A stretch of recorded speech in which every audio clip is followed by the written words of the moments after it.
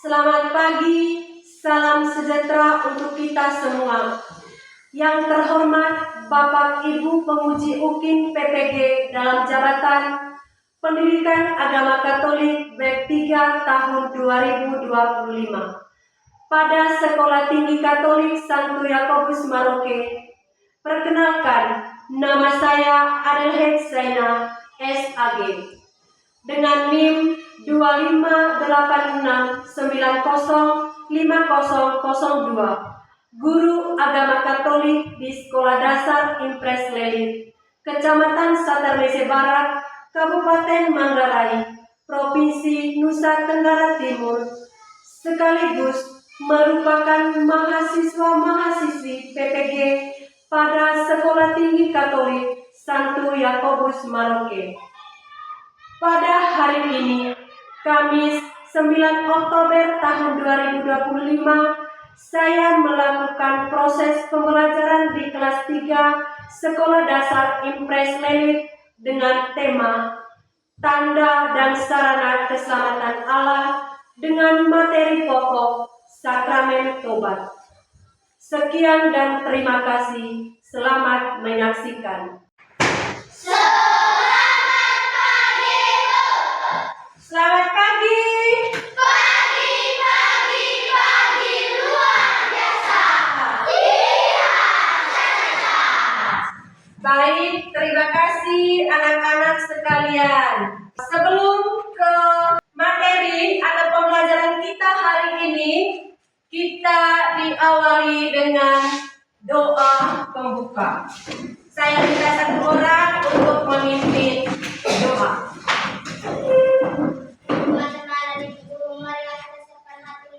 berdoa. Dalam nama Bapa dan Putra dan Roh Kudus. Amin. Doa.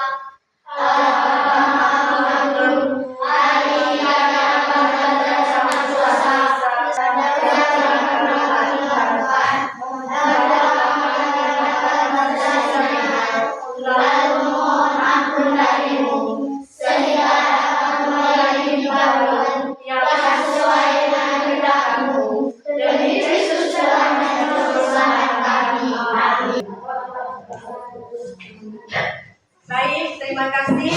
Kita sudah melakukan doa. Saya mengajak kita juga untuk menyanyi. Judul nyanyinya Hanya Debulah Aku. Saya minta anak-anak untuk berdiri.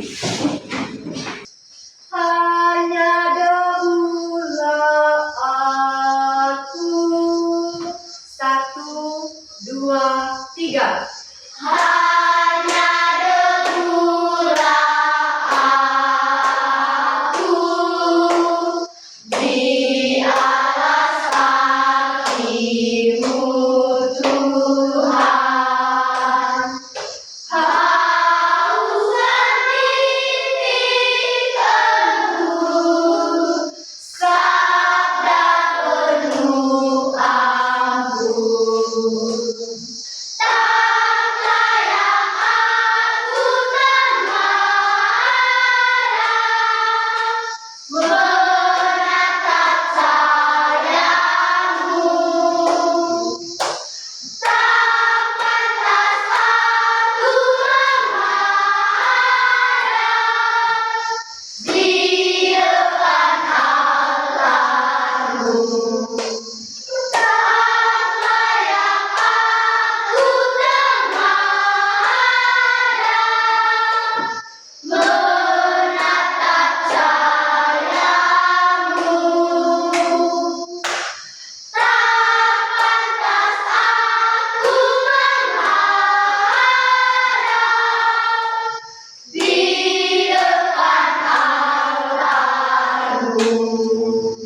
Sekarang kita mengecekkan kehadiran.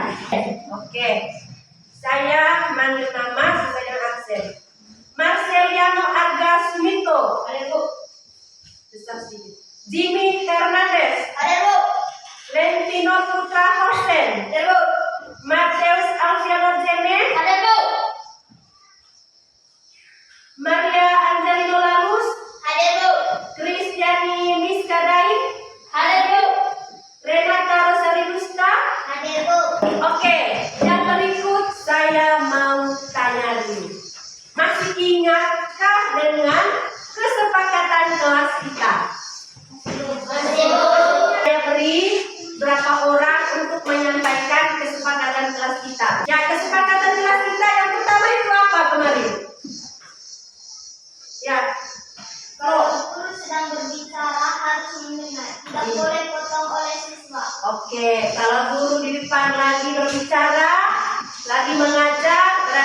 Kitanya harus dengar, harus sopan ya, tertib, benar. Oke. Kesepakatan yang kedua, ya Anggela.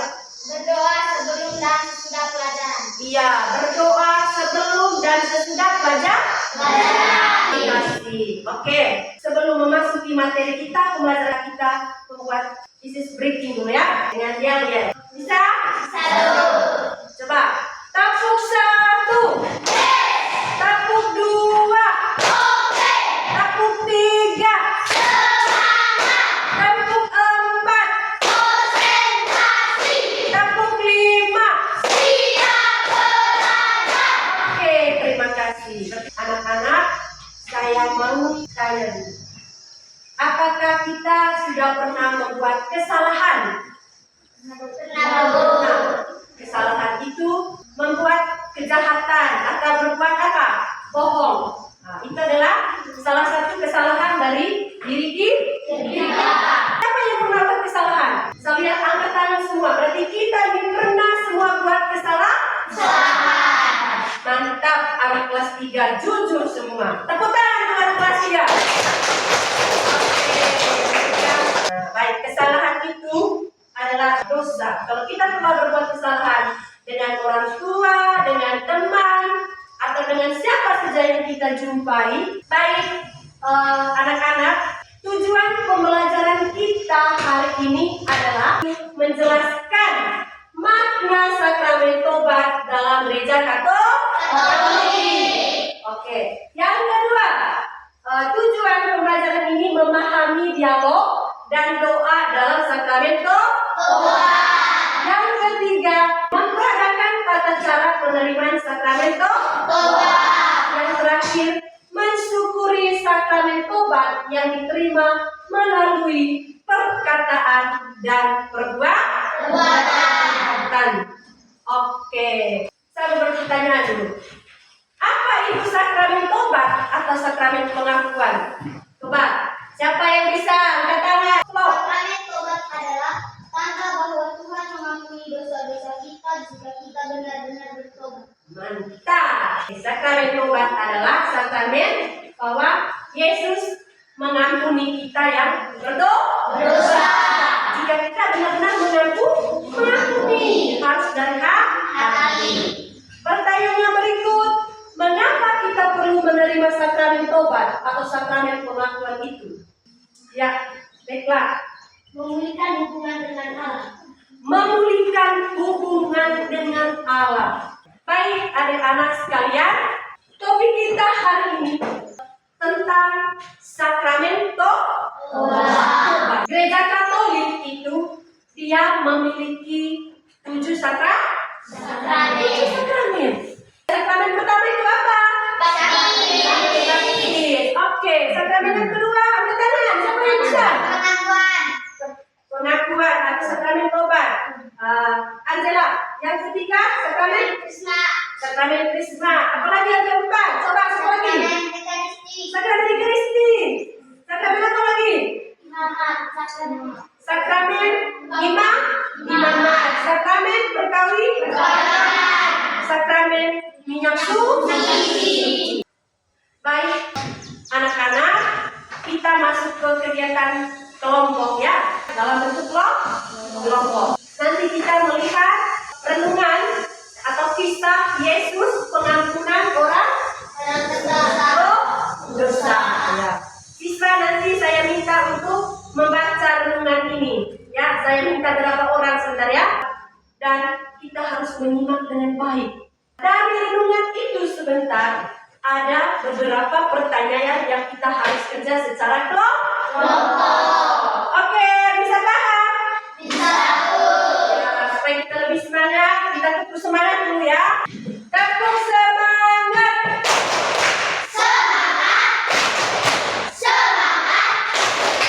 Ceria. Oke, terima kasih. Sekarang kita melihat di depan. Inilah renungan kita atau kisah tentang Yesus mengampuni perempuan berdosa. Saya minta beberapa siswa untuk membaca, yang lain melihat dan mendengar. Pada suatu hari, seorang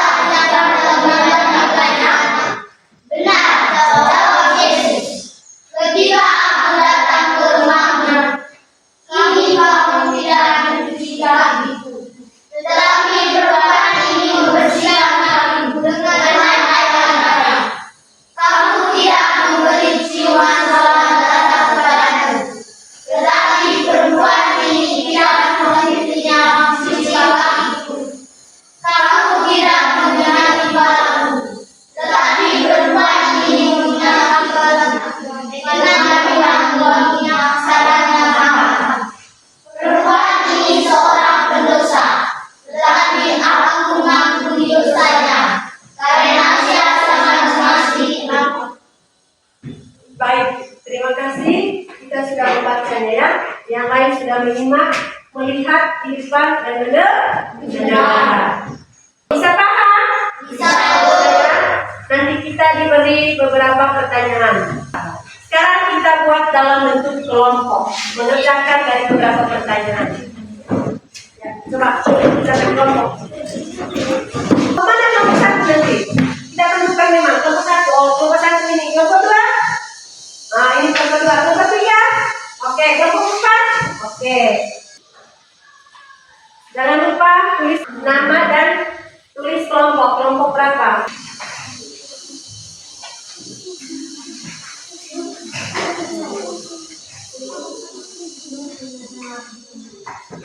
Silakan kerja.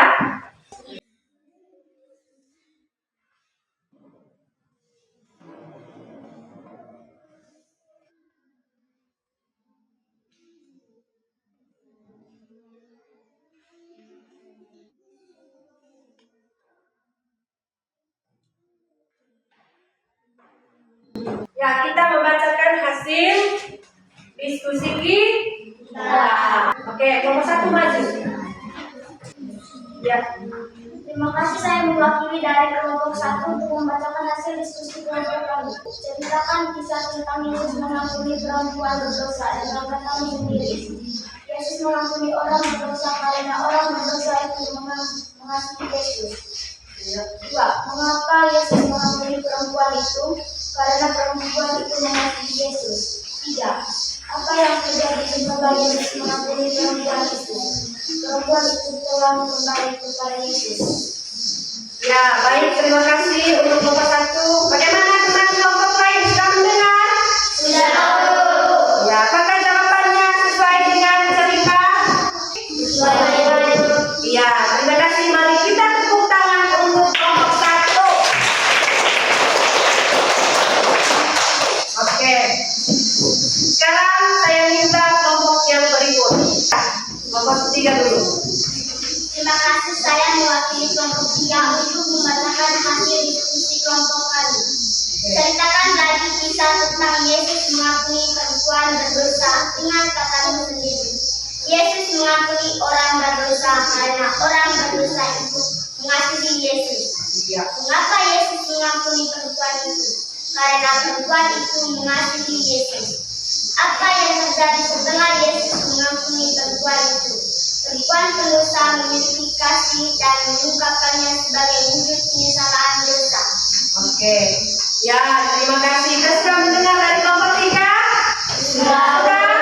Ya, mari kita tepuk tangan untuk kelompok tiga. Ya, tepuk semangat untuk kelompok tiga.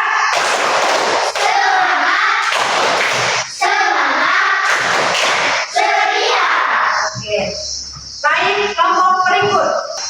Terima kasih, saya mewakili dari kelompok 4 untuk membaca hasil diskusi kami. Cerita lagi kisah tentang Yesus mengampuni perempuan berdosa dengan katamu sendiri. Yesus mengampuni orang berdosa karena orang berdosa itu mengasihi Yesus.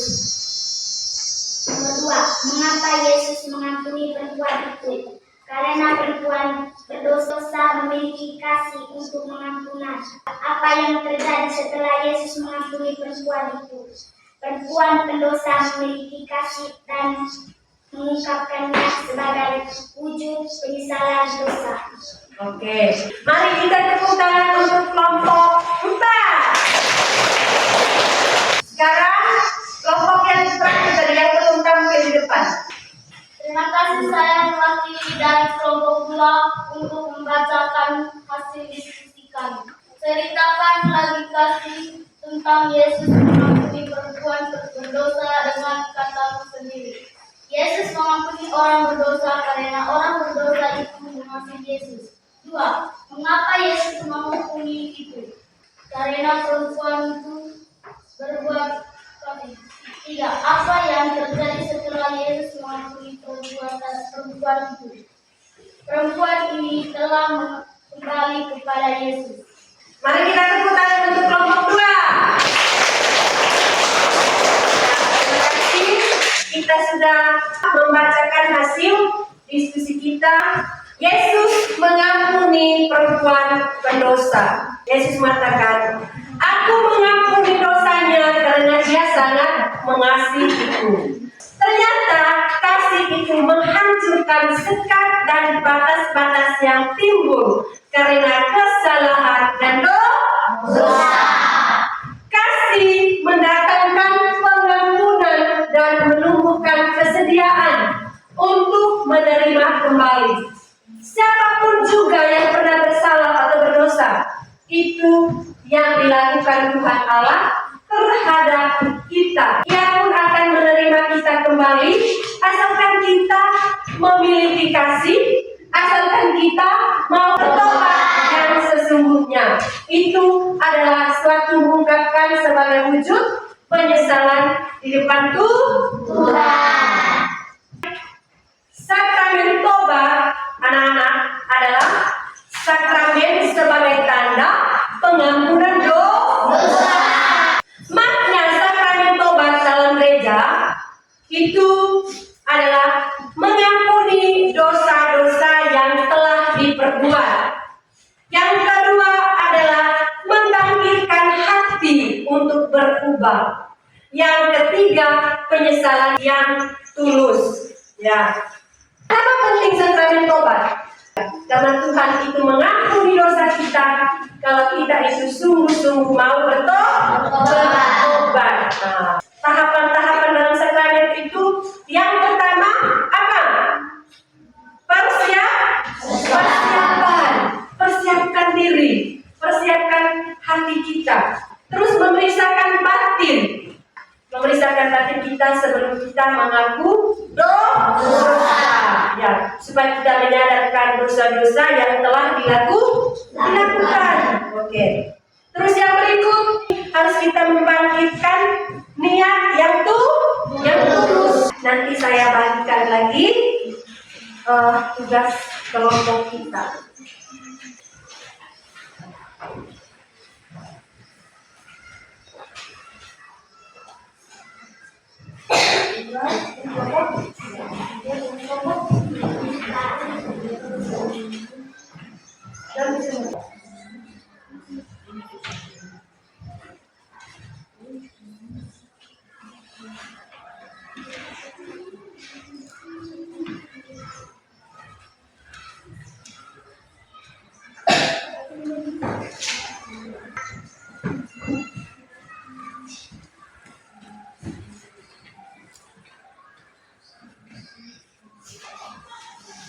Kalau sudah, kita bisa mempresentasikan di depan.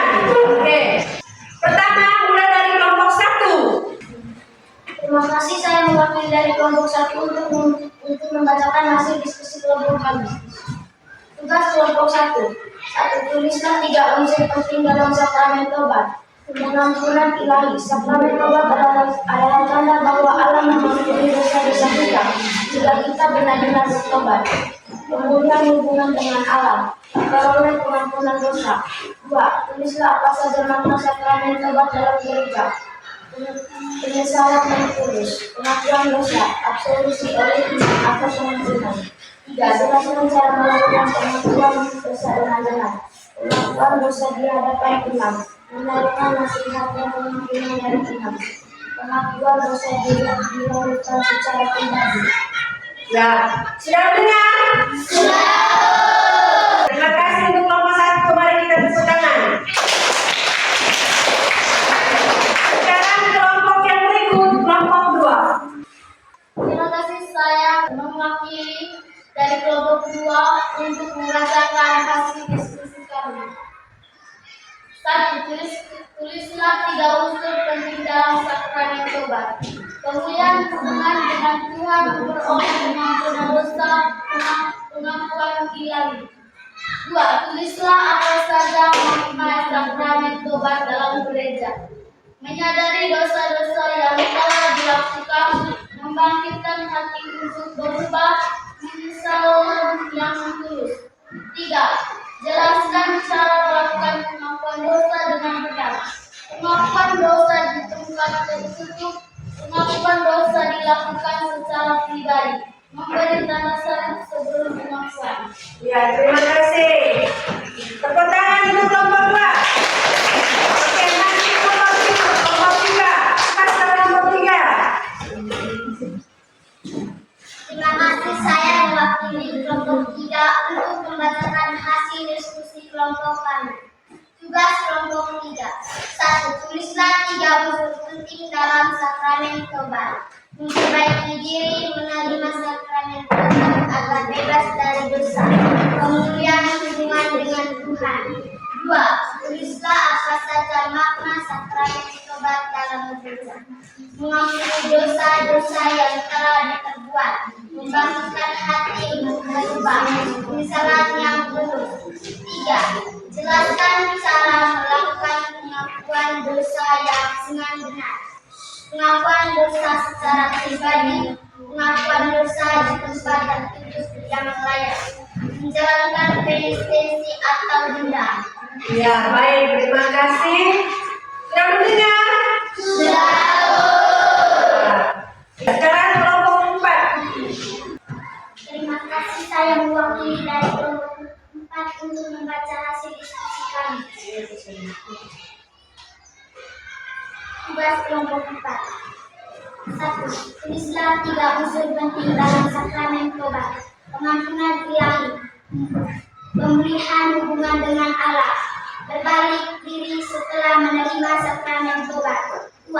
Tulislah apa saja makna sakramen tobat dalam gereja. Membangkitkan hati untuk berubah, penyesalan yang tulus, mengampuni dosa-dosa yang telah diperbuat. 3.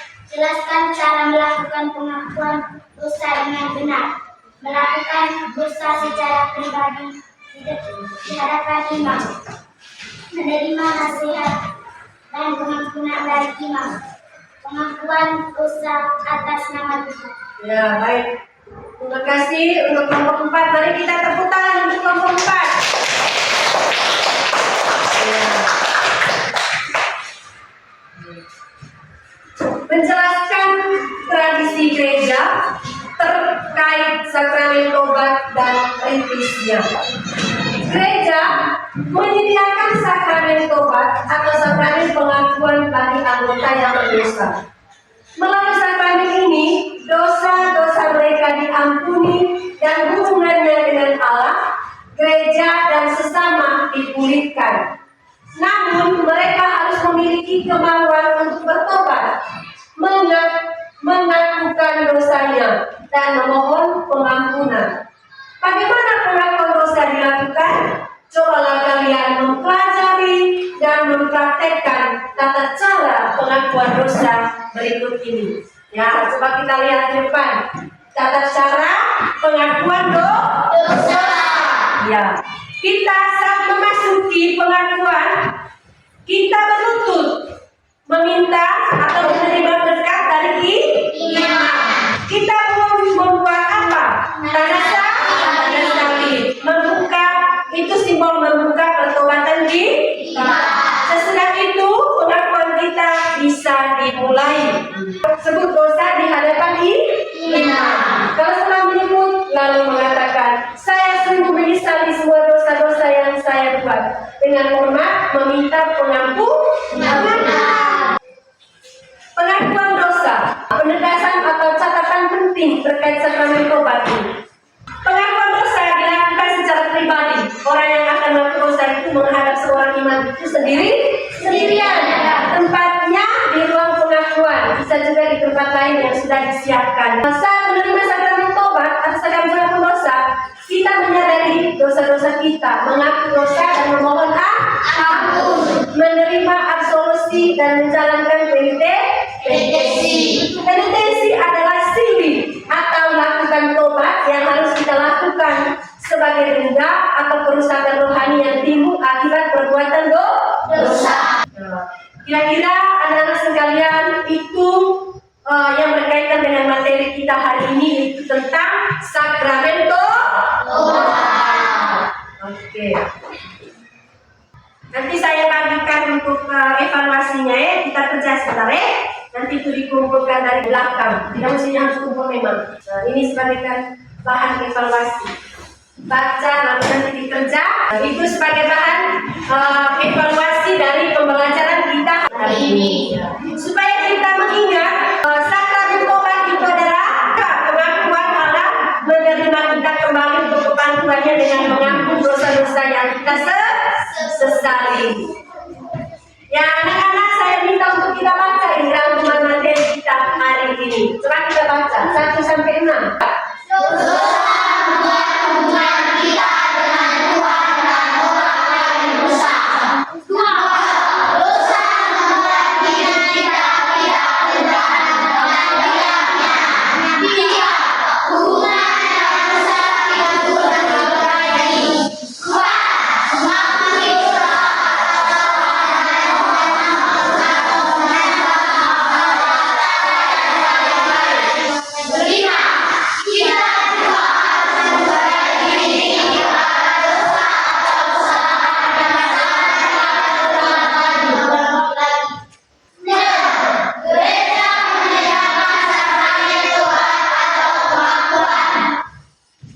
Ya, baik, itu adalah rangkuman dari materi kita hari ini yang berkaitan dengan materi sakramen tobat. Ya, terima kasih untuk kegiatan kita hari ini. Mengakhiri pembelajaran kita dengan doa. Teman-teman yang ibu marilah kita berdoa. Doa tobat. Tuhan yang Maha Adil, aku menyatakan kepadamu segala perbuatanku terutama segala kelemahan yang Maha Murah dan Maha Baik bagiku. Aku benci akan segala dosa dan berjanji dengan kehormatanku hendak memperbaiki hidupku dan tidak akan berbuat dosa lagi. Ya Tuhan, kasihilah Bapa dan Putra dan Roh Kudus. Amin. Selamat siang.